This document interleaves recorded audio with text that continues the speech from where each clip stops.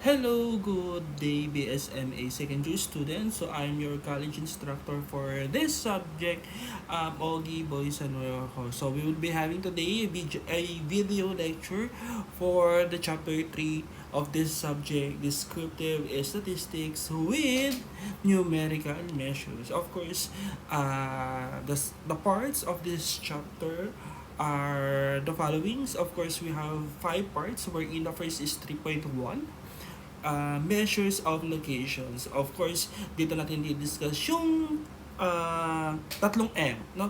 Mean, median, mode.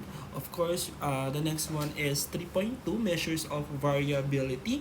Third is distribution shape, relative location, and detecting outliers, no? So medyo siguro nagtataka kayo, no, kasi yung camera ko nandito pero kailangan ko tumingin dito sa itsura ko. Charot. And also the fourth one is 5 number summaries and box plots, and the fifth one and the last topic, of course, that is the favorite one, the last part, is measures of association between two variables, no? So, favorite natin yung last part kasi alam natin na tapos na yung ating responsibility. And of course, sa inyong part, diba, tapos na yung pakikinig. Tama, no? Sige. Laban yan, laban. Measures of location. The first one is the measures of location. So basically, medyo marami tayong parts dyan, no? So ito yung mga nakikita yung kulay blue na nasa sheets natin, no? Mga sheets talaga yan, eh. Yung mga kulay blue, of course, it pertains to the measures of location. So the first subtopic for this chapter is the mean, no? So hindi ito yung napaka-mean mo. Siyempre hindi ito yun, no? So of course, if we're talking about statistics, the definition of mean, it is a measure of central location computed by summing the data values and dividing by the number of observation, no? So basically, we follow the following symbols just to denote a certain thing, no? For example, we have here the letter X with a line doon sa taas ng letter X, no? This symbol just to denote the mean for sample, no? However, if we would like to denote the mean for populations, we are going to use that character, this one, yung may pagka-letter U, no? And also, for the letter X with numbers beside, that is, of course, pertaining to observations, no? Observations, no? For X of 1, of course, that is our first observation. For X of 2, that is our second observations, and so on and so forth. And for the small letter N, it pertains to the number of observation, or we also known as population. Okay? So basic lang naman yan, no? I hope na hindi pa kayo nai-stress, no? Kasi pasimula pa lang tayo. Mamaya ubos na naman kayo, ubos na kagad yung energy nyo. Tapos sabihin nyo, burnout na kagad or information overload. Vectors talaga dahil. Of course, we have the formula for sample mean, no? We have the mean, which is yung symbols na natin na X na may line sa taas equals to the summation of X sub I. So, ibig sabihin ng X sub I, that is the total number of, the values of all the observations. Okay? So, since we have summation, it means we need to get the total, or we get the sum of all the values of the observations divided by the number of observations. So, basic lang naman to. No? Usually, pang grade 1 nga lang to, or pang kinder lang. Pang kinder. Loko-loko, hindi yun. No? So, just to give you an illustration regarding this first subtopic, article dun na. So, we have here, no, the following numbers, 46, 54, 42, 46, and 32. Assuming these numbers pertain to number of students in my 5 classes. No? Sige, assuming lang naman, no? So, pwede naman siguro tayo mag-assume, di ba? Parang yung ginagawa mo sa jowa mo. Ay, sorry, hindi pala kayo jowa. So, nag-assume ka lang. Charot. So what is the mean? So for this illustration, the question is what is the mean? No? So basically, yung other term for the mean is yung average, 'di ba? So kapag narinig ka ng mean, so kailangan yung second term mo kagad doon is average, no? So what is the average for for this data set? 46, 54, 42, 46, 32 para tumantaya lang tayo ng loto, no? Okay. So of course, first thing is we need to get the sum of all the values of the observations. So para mas madali lang, no, hindi na natin pahirapan. Kunin na natin, 'di ba? So of course that is 220. Wala namang currency, no? And for the number of observations, of course, mabibilang na naman tayo, no? So, alam naman, turuan ko pa kayo magbilang, di ba? So, we have here 220 over 5 observations. Therefore, the mean for this is, so, kunwari, hindi natin alam, no? 44. So, ganyan lang siya kadali, no? So, basic na basic pang grade 1. So, I believe naman na ni Pawis, no? Wala pa lumalabas sa inyo kasi super basic lang talaga yun. So, of course, so, we need to apply the knowledge na nalaman natin using the Microsoft Excel. So, this be noted that there's no mean formula in the Excel. Instead, ang gagamitin natin is yung formula na average. Okay? So, for those na medyo slow learner, no? So, ulitin ko lang po. For Excel, we do not have any mean formula. So, instead of using the word mean, for the Excel, no? For the application of Excel, we're going to use the average formula. Yan ha. So, kami na nag-adjust. Charot lang. So of course, no, by using the average formula, of course you need to type first the word average, then of course open parenthesis and highlight the data set. So in this case we have 5, so the cell names are from B26 until F26. So highlight mo lang yun, then close parenthesis. Arte. Mayaman ka. So, yun. So, of course, no, sa tama lang yung pagka-compute natin manually, no, that the answer for this illustration is 44. So, ganyan lang kadali yung mean. No? For the median, so, okay lang ba na mag-proceed na tayo, no? Siyempre, wala naman kayong choice kasi wala naman akong kausap dito, diba? So, nakikinig lang naman kayo. Charot. Sige, siyempre, biro-biro lang yan, na. Of course, proceed na tayo with the second topic, and that is median. No? So, the definition of median is a measure of central location provided by the value in the middle when the data are arranged in ascending order. So, basically, no, kukunin lang natin yung nasa gitna. No? And of course, before we get the middle portion, we must arrange first the given data set in ascending order. Pag sinabing ascending, of course, pataas, di ba? So, ibig sabihin ng pataas from lowest to highest. From smallest to biggest. Sana all no biggest. Charot. Sige. So, of course, we have here the steps, no, para doon sa mga medyo nakatulog na nakapikit or medyo katatapos lang ng ML. Aman nakikinig. So, we have here the steps. Of course, first, arrange the data in ascending order. So, paulit-ulit tayo, no? Second, no, after nyo ma-arrange yung given data set in ascending order, you must count the total number of observations, no? If the number of observations falls on a number, yan, so type ko na lang ha. The median is the middle. The median is the middle number. So basically, kung ang number of observations natin is 5, so malamang sa malamang yung middle niyan is yung ikatlo, no, yung third, no. So kung ang number of observations natin ay siyam.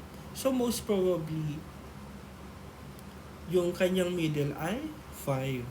No? So, yun lang naman, no? So, ayun, ganun lang kadali yung median. However, for an even number of observations, ibig sabihin, 2, 4, 6, 8, 10, 12, 14, 16, 18, 20, so tapusin ko ba hanggang 100? Charot.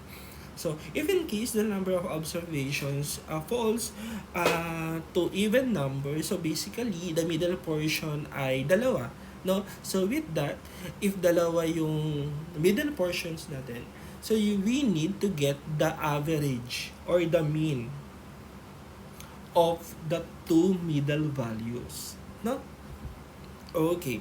So, of course, we have two samples for this subtopic. Of course, umpisa muna natin doon sa odd number of observations. So, gayahin lang natin yung sample natin on previous subtopic. So, number of students of my 5 classes. So, we have 32, 42, 46, 46, 54.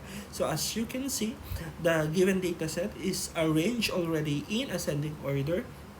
No?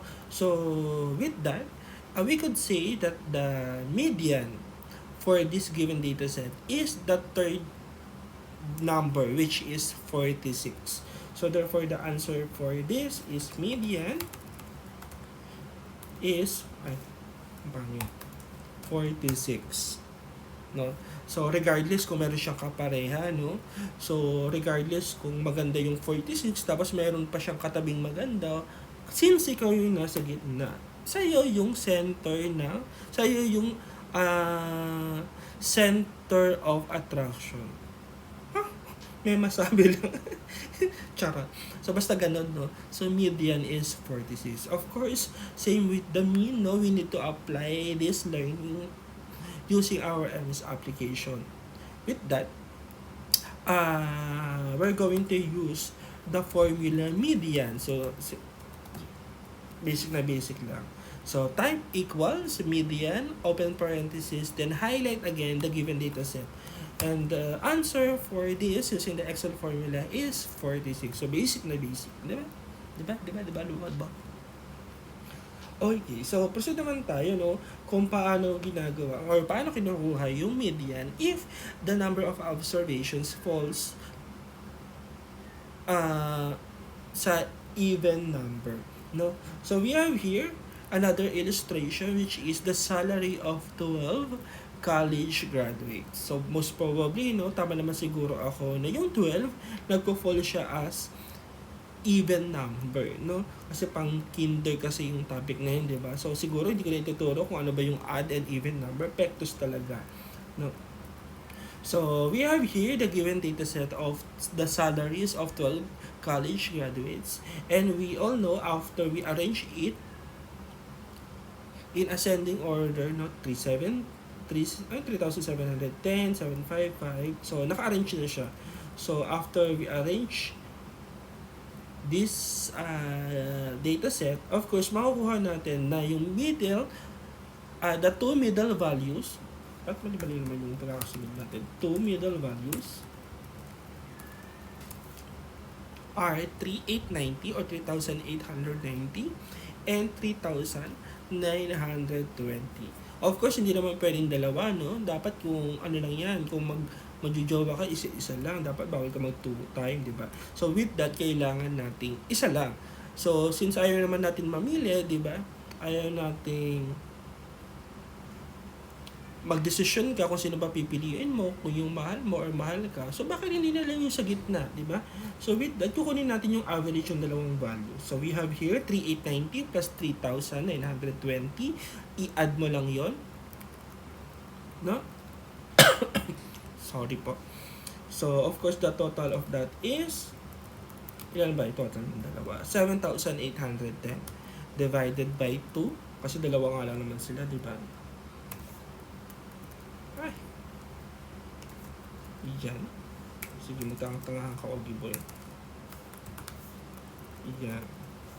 Divide by 2. 3,905. So basically, ayan yung ating median for this sample number 2. Also, try nga natin kung tama yung ating nakuha, equals median, then open parenthesis, highlight, and close parenthesis, of course, 3,905. No? So basic na basic. So, highlight naman sa ating chat box, number 10, if na-gets mo so far yung ating topic. Uy, naghanap siya ng chat box. Siyempre, walang ganun po, no? Since sa recorded video to. Sige, proceed tayo sa mode, no? So, ito yung third M natin, no? So, yan yung gusto niya. So, of course, among the three, no? Mode is the easiest. Easier, easy. Diba? So, of course, the definition of mode is a measure of location defined as the value that occurs with greatest frequency. No, ang ganda ng definition. Parang gusto nilang naman sabihin dyan is kung sino ba yung pinakamataas yung frequency. Pag sinabing frequency is the number of times na lumabas sa given dataset. No? So, we have here another sample. No? Charot. So, gamitin lang pala natin yung lumang sample natin. The salary of 12 college graduates. So, medyo below minimum, no? Kung monthly yung basis yan, no? Pero kung arawan yan, aba, saan ba yan? Saan ba nagtatrabaho yan? Kung per day pala yung sahod nilang ganyan, no? Sige. So, using our previous sample, we are going to get the mode, no? So, alamin nyo lang kung saan ba dyan yung pinakamaraming frequency. Of course, by observation, alam nyo naman na kung sino, di ba? Which is, ito lang, si 3880. Kasi dalawang beses siyang lumabas dito sa given dataset, no? Just to check pa din, no? Kasi meron tayong trust issue. Parang ikaw sa jowa mo, di ba? May trust issue ka. So, wag ganun, no? NV. So, tulad ng mga previous discussion natin na we're going to use the pivot table. Pivot, ang arte ng pivot. Pivot table. Yan. Oh, ganda, no? Sana all maganda. Yan, 3710 and 3710. No? So, as you can see, no? Parehas silang sum. So, nagtatanga-tangahan naman tong sa Excel. Charot. So, of course, ang gusto lang naman natin kung ilang beses ba lumabas yung particular number. So, gawin natin, i-edit natin to. So, additional learning to, ha? So, makinig mabuti. So, to change, no, this one, yung nasa values portion, mapapansin nyo, di ba, nakasum. Eh, gusto lang natin malaman kung ilang bilang. Therefore, i-change natin yan. Yung value field settings, palitan mo lang ng count. Oh, sige. So, for those sa mga slow, no, click mo lang yung sum of 3710, value field settings, then change mo lang yung count. Okay. So, with that, no, we could say na among the values sa ating given dataset, si only 3,820 yung lumabas ng dalawang beses, no? Therefore, siya yung ating mode. Kasi sabi nga, di ba, yung mode, ang tinutukoy niya lang is yung greatest frequency. So, therefore, 3,880 is the mode or the answer for this given dataset. No? Tulad ng mean and median, we're going to apply this to Excel. Ay, bakit Excel? Kasi manogi ba yun?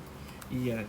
So, of course, same lang. No? Equals mode, open parenthesis, highlight, then close parenthesis, then voila, 3,880. No? So, I believe naman, after discussing this three, hindi pa kayong nagpapawisan, no? We have mean, median, mode. So, ang kinaganda, in-apply din natin siya using Microsoft Excel.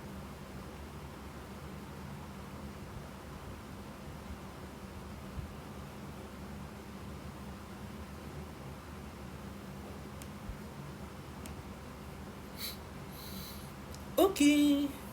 Sige, dire-diretso yun natin, no, para makarami tayo, no? Kasi medyo abutin tayo ng siyam-siyam dito, no? So, for BSMA 2A, so pasensya na kung medyo delay to, no? Kasi ang super dami talaga niya. Tapos, inulit ko pa siya. Naku, sir, tinamad ka lang, eh. Oo, tinamad lang talaga ako. Charot. So, sige, proceed na tayo. Hindi kasi nilagnat tayo sa mga pakiramdam natin. Kasi naman si Kat ng BSMA 2A, siguro kung magkakaroon ng beauty pageant between year level with same course, BSMA 2A and 2B, sino kayo mananalo, no? Binibining BSMA second year. Ang panlaban ko sa 2A si Justine, si Miss Catherine Bernardo ng second year 2A, ng BSMA 2A. Siyempre, ang palaban naman natin sa BSMA 2B, yung secretary natin, si Rica Manalo. Tinan mo, surname pa lang panalo, nasa wala talaga, talo na kagad si Justine. Charot. Sige, proceed tayo with the measures of location. Ay, oo nga, measure of location na tayo, no? Pero, proceed tayo sa weighted mean, no? So, for subtopic natin. So, sinasabi rito, in the formulas for the sample mean and population mean, each observation is given equal importance or weight. So, tama naman. No? So, balikan natin yung mean, no? So, mapapansin nyo, each observation, x sub 1, x sub 2, x sub 3, lahat sila ay pantay-pantay. Hindi yung values yung pantay-pantay, but the chances na, basta yung weight nila, pantay-pantay. Basta yung pantay-pantay. May maturo lang yun. Basta yung pantay-pantay. No? Especially if we're talking about pieces, unit of measures, no, kilos, and we would like just to ask the average pieces, the average students, so on and so forth. However, if we're talking about price, no, we could say na in order to get the price of a particular given data set, no, hindi siya magiging pantay-pantay, especially if ang basis natin is transactions, especially in accounting, that we have transactions particularly in buying and selling, no, acquiring raw materials, and of course selling finished goods, no. So basically, if you will become controller someday in a private company and you were asked by the executives, no, of the company, what is the average price of the raw materials? So basically, ang gagawin mo, hindi mo naman i-add lahat ng prices na pagkakabili mo, di ba? Tapos i-divide mo lang yun sa number of observations. So hindi ganun, no? So we're going to use, no, a weighted mean in order for you to get the average price, no? So at least maitama mo yung may sasagot mo doon sa mga executives, no? Okay. So, of course, the definition of weighted mean, the mean obtained by assigning each observation a weight that reflects its importance. Oh, sana all mo.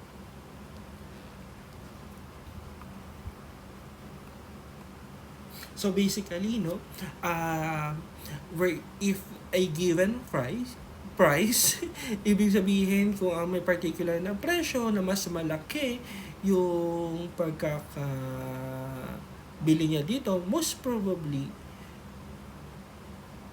mababa yung presyo nun, no? So therefore, the average price, particularly doon sa transaction na yun, mababa lang, di ba?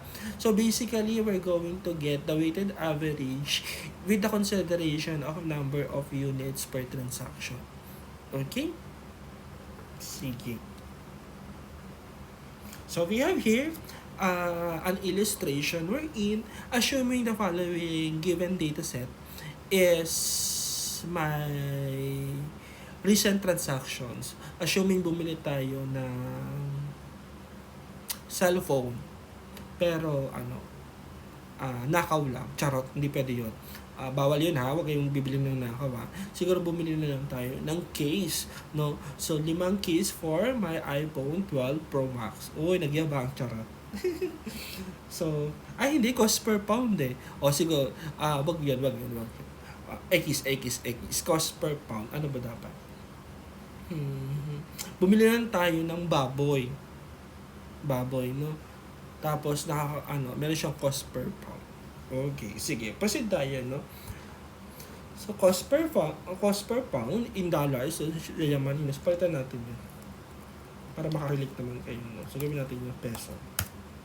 PHP pala. PHP. Yan na, ginawa ko ng PHP. So, for our first purchase, so the cost per pound in pesos is 3 pesos. And the number of pounds na binili ko is 1,200. 3.4 pesos per pound for my second purchase, and the number of pounds na binili natin is 500. So on and so forth, no?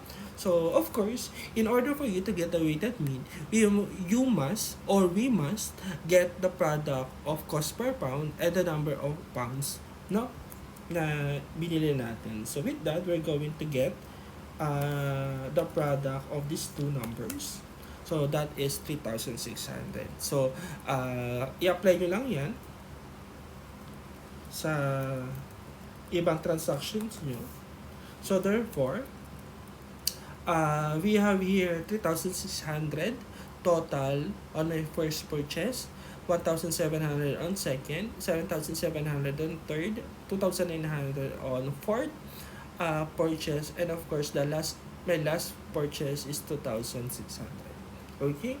So for us to get the weighted mean cost per pound is we need to get the total sum of all the products of my purchases, which is amounted to 18,500, and also we need to get the total of all the number of the sum of the number of pounds, no? So with that, we have here 6,250. So divide nyo lang yon, 18,500 divided by 6,250. Therefore, our weighted mean or the average cost per pound on my 5 purchases is 2.96 pesos per pound.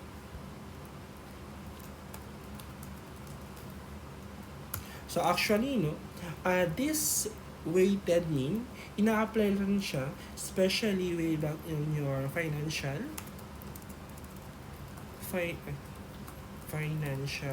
accounting and reporting. Medyo tanga-tanga lang tayo mag-type. Part 1, specifically on inventories. If the company opt to use the periodic method in evaluating their inventory. So basically, you need to get the weighted average. Weighted average. The weighted average. No? So, I know, if I'm not mistaken, this semester is...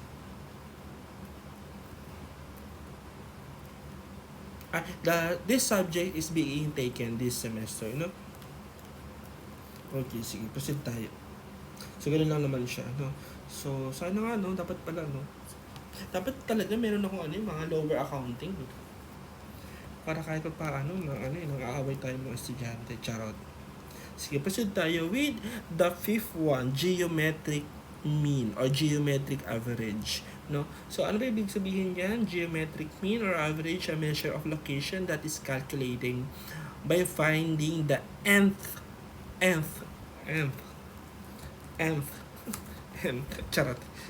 root of the product of n value. So basically, no, we're going to get the nth root from the product of values, no? So sige, mamaya discuss natin yun. So the geometric mean is often used in analyzing growth rates in a financial data, no? So ulitin natin, most of the time ginagamit ang geometric mean in analyzing growth rates in a financial data. So ulitin natin, the geometric mean is often used in analyzing growth rates in a financial data. The geometric mean, so last kasi tatlo di ba? The geometric mean is often used in analyzing growth rates in a financial data. Ewan ko na lang kung di mo pa na-observe yan, no? So we have here the formula in computing the geometric mean. So mapapansin nyo, di ba? The x na may line sa gitna, ito sa taas, that is mean. So yung sub g, that is geometric. So the geometric average or the geometric mean. And also equals to the nth root. No? So, pag sinabi ko sa root, it pertains to radical sign. No? So, yung n dyan, it could be square root, cube root, fourth root, charot. So, basically, ganun siya, no? Of course, the n, still, it refers to the number of observations. If we only have 3 observations, so basically, we're getting the cube root of product values, no? So, of course, x sub 1, x sub 2. So, the only difference niyan doon sa mga previous topic natin, hindi siya addition, instead, product. Ibig sabihin, we apply multiplications, no? And also, if medyo hirap ka sa radical sign, baka kasi kapag nakikita ka ng radical sign, ikaw yung estudyante na nanginginig, so pwede naman natin gamitin yung other way, no? Wherein, after mo multiply lahat ng values, ng observations, ang gawin mo lang is, lagyan mo ng exponent doon sa taas. But in this case, no, kailangan yung exponent mo naka-fraction, no? So, that is 1 over n. Kung tatlo na yung observations, of course, that is observations. So, basically, 1 over 3 lang yan. So, either method naman, no, same lang naman na yung lalabas, no? Kasi, kung ayaw mo ng radical sign, kailangan mo mag-exponent in fractional form. Okay? Sige. So, we have here a sample. Percentage annual returns and growth factors for the mutual fund. Uy, sana all, no? Mutual. With mutual understanding. Okay. So, we have here, no? Annual returns and growth factors for the mutual fund for the past 10 years. Past 10 years. Past 10 years. Sorry ulit.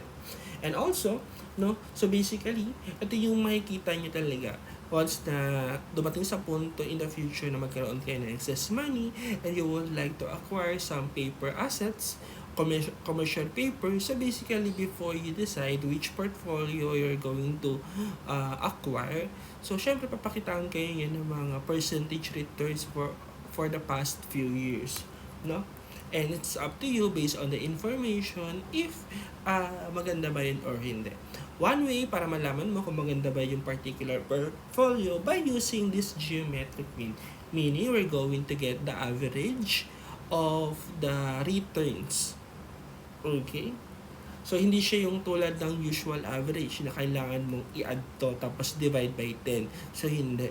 No? So, hindi rin siya yung katulad ng weighted mean na kailangan i-multiply mo lang yun sa akibat niyang units. Tapos after mo i-multiply, i-add mo lahat ng product. So this one is another way of getting the average, especially if the data available pertains to rate of returns, annual growth, etc. etc. Okay. So usually, the return in percentage lagi yan given. And this one, yung growth factor, sometimes given, sometimes hindi. But it is very important that at least alam nyo kung paano siya kinukuha. So, this one, return, negative 22.1. So, mapapansin nyo, dapat, naka-in percentage form yan. No? So, kailangan muna natin yung i-translate to decimal form. Then, kailangan natin mag-plus 1. No? So basically, negative 22.1 divided by 100 plus 1. O kaya kung gusto mo ayaw mo ng division, gusto mo multiplication, negative 22.1 multiply by 0.01 plus 1. So apply mo na yung formula for the rest of the years.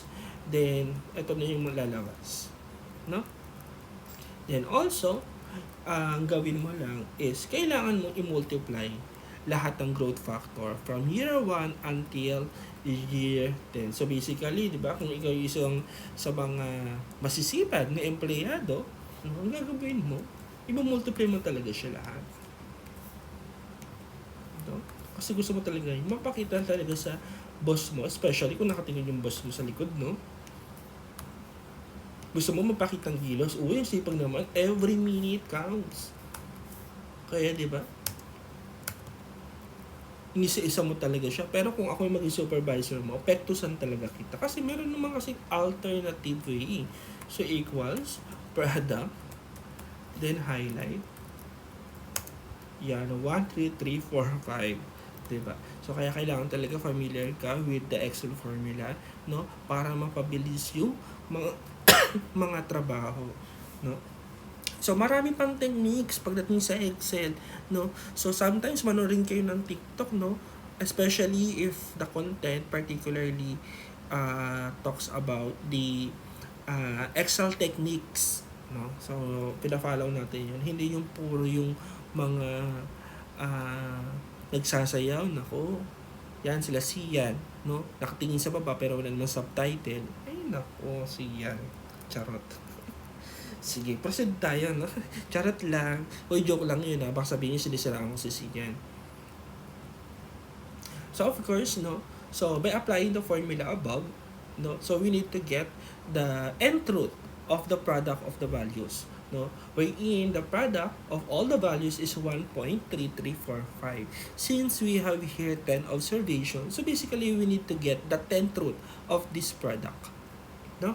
So, paano siya ginagawa? So, tulad ng sinabi natin, di ba, kung ayaw mo ng radical sign, gamitin mo yung exponential. Exponential, yung in-exponent form. No?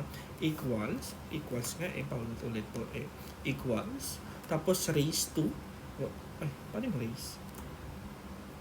Raise, ayun, medyo naglag lang pala.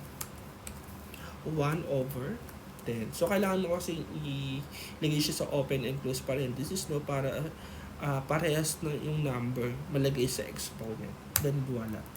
No?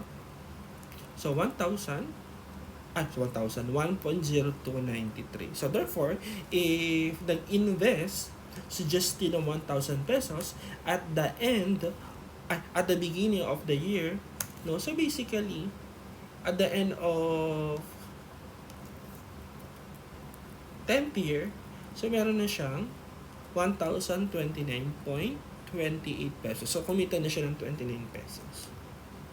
No? So, ganun lang naman siya. Of course, no, by applying this knowledge to our Excel. So, we have naman dyan, no, geomean. Then, of course, highlight mo lang to. Ang i-highlight po, yung growth factor, ha? Ano ba kung i-highlight? Growth factor. Since 10 yan, factors. Growth factors. So, we have here 1.0293. So, basic na basic lang. And of course, we have here the percentiles. Percentiles. So, lagi kasi napapronounce ko siya as percentiles. So, it must be percentiles. No? So, paano ba itong percentiles? Of course, last two topic na tayo, no, for measures of location. So, we have here the measures of location. Yung RT.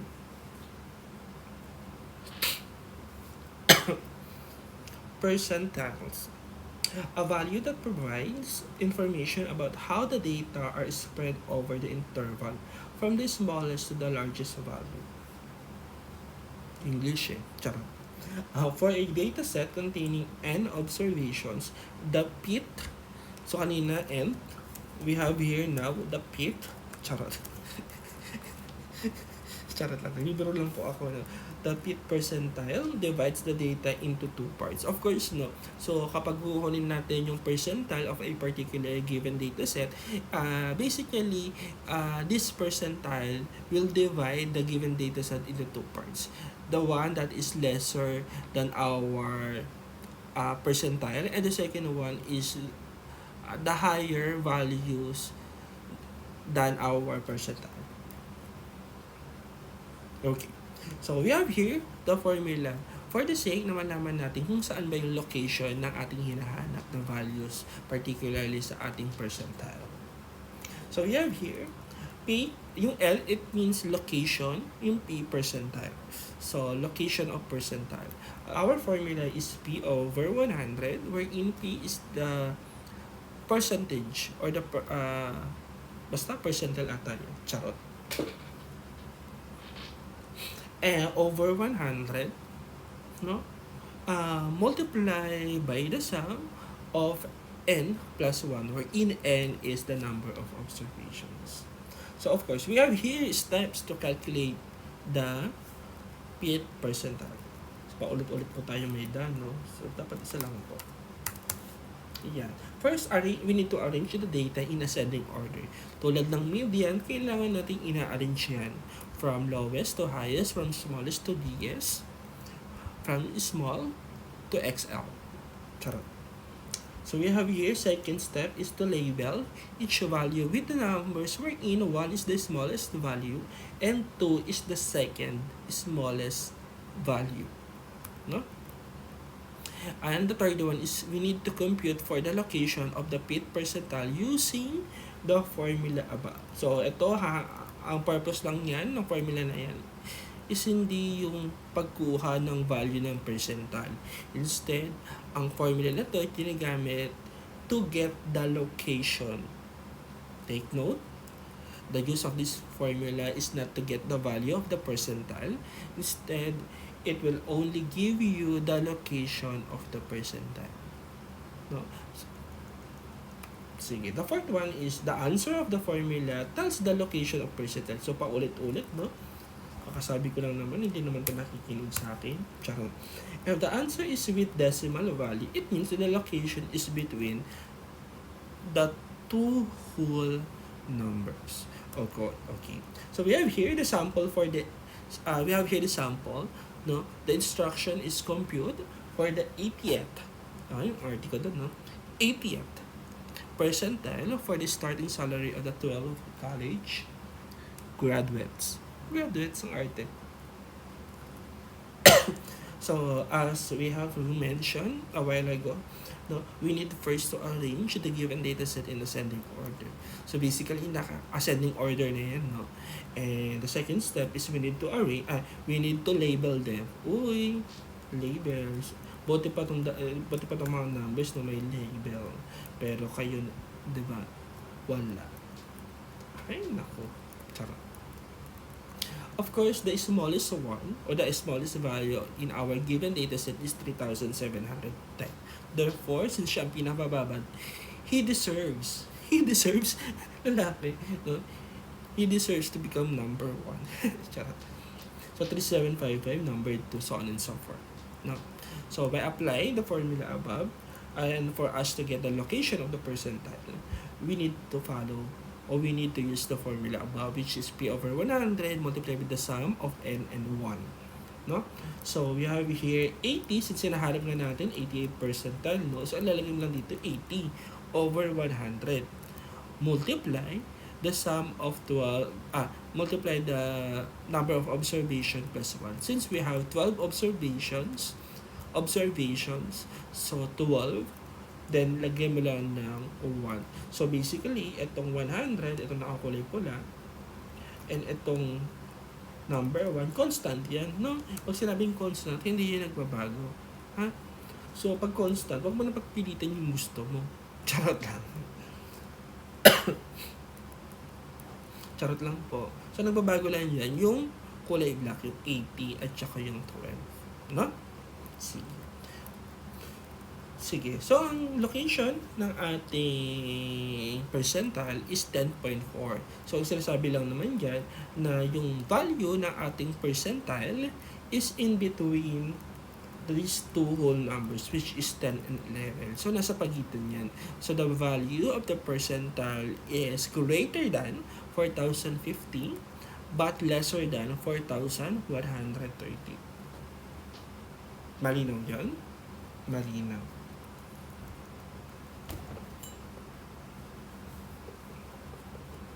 Okay. Since alam na natin na yung value ng percentile nasa pagitan ng 10 and 11, so we are now getting the value of percentile. Of course, we need first to write down the value of position 10, which is 4,050. So, ito lang po siya. 4,050. Then, to get the 0.4, so itong 0.4 na nakita nyo sa ating answer sa pagkuha ng location ng percentile, gagamitin natin yan. So, imo-multiply natin yung 0.4 doon sa difference ng dalawa. So, magkano ba yung difference po ng dalawa? 4130 and 4,050. That is 80. No? So, 80 multiply 0.4, that is 32. Itong 32 na to, i-add lang natin yan doon sa whole number. Ay, doon sa value ng ating whole number. So, value ng whole number, which is yung 10, diba? So, 4,050 plus 32, that is 4,082. Therefore, the value of our 80th percentile is 4,082. Excuse me ulit, no? Di ba pa na maayos pakiramdam? So, by applying the Excel formula, no, so we have here the percentile .exe. Tama? Yan. So, ito yung gagamitin natin formula. So, we have percentile, open parentheses, then highlight nyo lang po yung given data set. Ay, sorry. After mo i-highlight, huwag mo muna kagad i-enter. I-apply mo muna yung 80.80, no? Yan, so 4,082. So, that is our 80th percentile. So, basic na basic lang naman po. Tama po ba? Basic na basic lang po. Yes po. So, with that, kindly type naman sa ating chat box the word easy. Yan, nahuli na naman po for the second time. Nauto ka na naman. No? Sige. For the last topic, for the measures of location, pag-usapan natin ay tungkol sa quartile. So, wala naman itong kaibahan sa percentile. It was so happen, no? Na ang hinahanap natin, ito lang, itong tatlo lang, no? 25th percentile, 50th percentile, and 75th percentile. So, same concept with the percentile, no? Kaya siya naging quartile kasi nahati siya sa 4. Of course, we have here yung buo, yung 100%, no? So since 100% naman yun, wag mo na anuhin yun. Yung tatlo na lang, yung 25th, 50th, and 75th. So, we have the Q1 for 25th, Q2 for 50th, and Q3 for 75th. No, kasi yung ika-4, yung Q4, ay hindi na yung quartile, no? So, annual na yan. O kaya untitled, charot. May ganun ba? Sige. So, with that, no, same sample, no? Arrange first in ascending order. So, naka-arrange na yung label. So, na may label na sila, no? Then, of course, by applying the formula above, we could get 3.9025 as the location of our 25th percentile. So, we could say that the location of the value of 25th percentile is in between 3 and 4, no? Kasi 3.25. So, same with our previous sample, kunin mo na yung values ng position 3, which is 3,850. So, ito po siya. Ito po, diba? Ito po, ito. Ayan. Palitan natin para ramdam mo siya. 3,850. Yan. Yan, 3,850.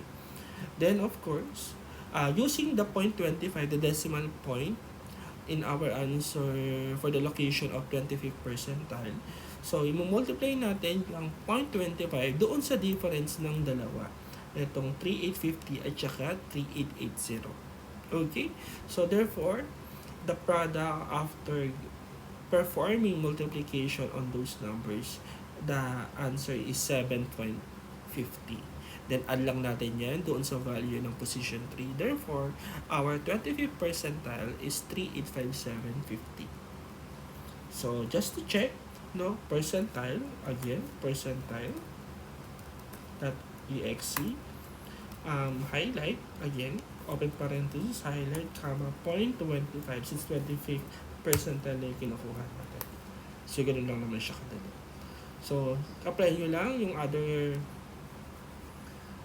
lang yung ginawa natin sa 25th percentile doon sa natitira, 25th and 75th percentile. So, using the Excel formula, so ganyan na lang gawin natin, no? Equals, percentile, highlight, comma, 0.50, no? Kasi we're looking for the Q2 or second percentile. So 3,905. And for this one, we have percentile, open parenthesis, highlight, comma, 0.75. That is 4,025. No? So sinasabi rito, so we need to emphasize rather, no, that the 58th percentile, the other term for that is median. So kung ano na nating median dito sa ating second subtopic, same lang din siya, no? So kung mapapansin nyo, yung 58th percentile using this formula, no, yung 3,905, ito yung nilagay natin dito. And of course, for the median, so ginamit kong formula, yung median dito is yung median formula. Therefore, diba, walang difference. So we could conclude that the median and second quarter for the 58th percentile are the same, no? So that's it for the measures of location. So we're done